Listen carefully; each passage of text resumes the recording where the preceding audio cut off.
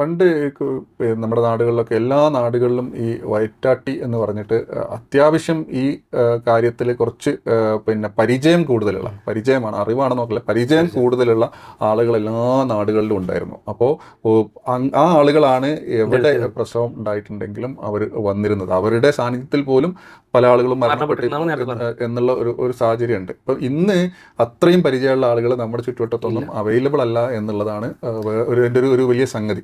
അപ്പോൾ ഗവൺമെൻറ് ഒക്കെ തന്നെ ഇത്തരം ആളുകളെ കണ്ടുപിടിച്ചിട്ട് നോർത്ത് ഇന്ത്യൻ സൈഡിലൊക്കെ ട്രെയിനിങ് കൊടുക്കുന്നുണ്ട്, കുറച്ചുകൂടി നന്നായിട്ട് ഈ സംഗതികൾ വരാൻ വേണ്ടിയിട്ട്. അപ്പോൾ അവിടെ ഒന്നും ഹോസ്പിറ്റൽ അവൈലബിൾ അല്ലാത്ത സ്ഥലങ്ങൾ. ഇപ്പോൾ ഒരു ഗ്രാമത്തിൽ ഒരു 100 പ്രസവം നടക്കുന്നുണ്ടെങ്കിൽ പണ്ട് ആ 100 പ്രസവത്തിൻ്റെ എക്സ്പീരിയൻസിൽ ഒരു വയറ്റാട്ടിയാണ് 101ാമത്തെ പ്രസവം എടുക്കാൻ പോകുന്നത്. ഇന്ന് നമ്മുടെ നാട്ടിൽ 100 പ്രസവം നടക്കുന്നുണ്ടെങ്കിൽ അതിൽ 90 ഹോസ്പിറ്റലിലാണ് ഈ 10 പ്രസവമാണ് വീട്ടിൽ നടക്കുന്നത്.